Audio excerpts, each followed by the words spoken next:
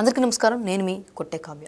కొరడాలతో కొట్టిన, కత్తులతో చీల్చిన, తుపాకులతో కాల్చిన ఆనాడు అందరి నోట ఒకటే మాట, అదే వందే మాతరం. ఆ వందే మాతరం అనే మాట పుట్టి నవంబర్ 7 నాటికి అంటే నేటికి దాదాపు 150 సంవత్సరాలు అవుతుంది.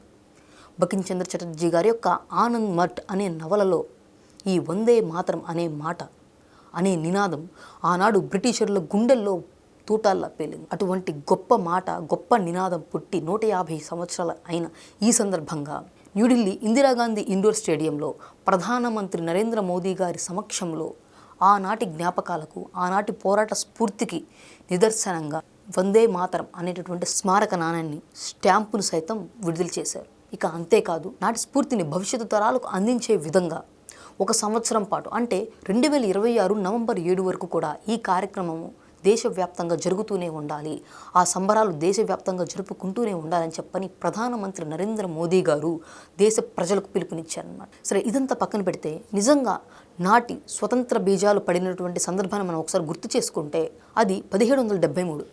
మన దేశంలో విపరీతమైనటువంటి కరువు బెంగాల్లో తాండవిస్తూ ఉంది. ఇక అదే సమయంలో అంతకు మించిన పెను విపత్తుగా ఈ బ్రిటిషర్ల యొక్క ఆధిపత్యం భారతీయులందరిపై పడింది. రెగ్యులేటింగ్ చట్టాలు, కలకత్తాలో సుప్రీంకోర్టు తీసుకురావటము, బెంగాల్ గవర్నర్ పదవిని గవర్నర్ జనరల్ ఆఫ్ బెంగాల్ అంటూ సమూలంగా మన దేశం యొక్క పరిపాలనా వ్యవహారాల్లో బ్రిటిషర్లు ఆధిపత్యం చోటు చేసుకున్నారు. అటువంటి సందర్భంలో ఏమాత్రం బ్రిటిష్ బానిసత్వాన్ని అంగీకరించిన మన భారతీయులు తిరుగుబాటు మొదలుపెట్టారు. పసి పిల్లల నుంచి పండు ముసలి వరకు కూడా ప్రతి ఒక్కరు బ్రిటిష్ యొక్క తోటాలకు ఎదురుడి నిలబడ్డారు.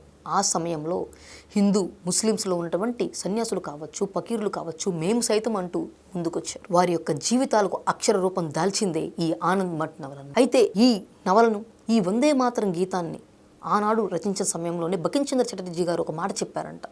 నేను బ్రతికుండగా ఈ మాట కానీ, ఈ గేయం కానీ ప్రాచుర్యం పొందుతుంది, ప్రజల్లోకి వెళుతుంది అన్న నమ్మకం నాకు ఏమాత్రం లేదు అనేలా నాటి పరిస్థితులు ఉన్నాయని ఆయన అన్నారంట. దానికి అన్నట్లుగానే 1895లో బకిం చంద్ర చటర్జీ గారు చనిపోయారు.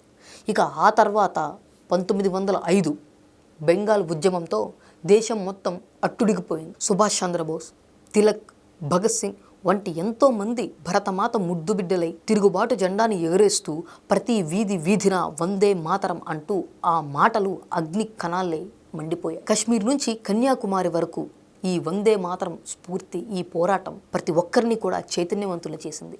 ఆ పోరాట స్ఫూర్తే మన తెలుగు రాష్ట్రాలైనటువంటి ఆంధ్రప్రదేశ్ కావచ్చు, తెలంగాణలో కావచ్చు అడుగుపెట్టింది. 1907లో రాజమండ్రి ఆర్ట్స్ కాలేజీలో ఉన్నటువంటి గాడిచెర్ల హరిసర్వోత్తమరావు గారు, ఇక అదేవిధంగా తెలంగాణ పోరాటాల స్ఫూర్తికి నిదర్శనంగా చెప్పుకునేటటువంటి ఉస్మానియా యూనివర్సిటీలో ఈ వందే మాతరం జ్వాలలు నిరంతరం రగిలిపోయాయి. మొత్తంగా నాటి బెంగాల్ విభజన నుంచి ఉప్పు సత్యాగ్రహం వరకు, ఆఖరికి 1947 ఆగస్టు 15న స్వాతంత్రం వచ్చినంత వరకు కూడా ఈ వందే మాతరం ప్రతిరోజు కూడా దేదీప్యమానంగా ప్రతి ఒక్క భారతీయుని గుండెలో వెలుగుతూనే వచ్చింది. నేటికి నాటికి ఏనాటి కూడా రగులుతూనే ఉంటుంది. ఇలా భారతీయులందరినీ చైతన్యవంతులు చేసి జాతీయ స్ఫూర్తిని కలిగించినటువంటి ఈ నినాదానికి గౌరవ ప్రతీకగా 1947 ఆగస్టు 15వ తేదీన తొలిసారిగా తొలి విజయ గీతంగా ఆకాశవాణిలో ఈ వందే మాతరం అనేటటువంటి జాతీయ గేయాన్ని ఆలపించారు. అంతేకాదు, మన జాతీయ గేయంగా కూడా ఇది ఉండాలని చెప్పని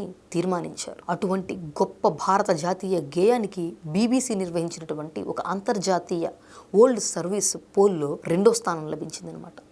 అటువంటి గొప్ప గేయాన్ని నేడు ప్రతి భారతీయుడు ఈనాటికి ఏనాటికి కూడా తలుచుకోవాలి, ఆ స్ఫూర్తిని గుండెల్లో దాచుకోవాలని చెప్పని తెలియచేస్తూ ఈ వీడియో కనుక మీకు నచ్చినట్లయితే లైక్ చేయండి, షేర్ చేయండి. మనందరికీ తెలియనివి, ఇంకా తెలుసుకోవాల్సినవి, దీనికి సంబంధించి ఏమైనా ఉంటే కామెంట్ రూపంలో మీ అభిప్రాయాలు తెలియచేయండి.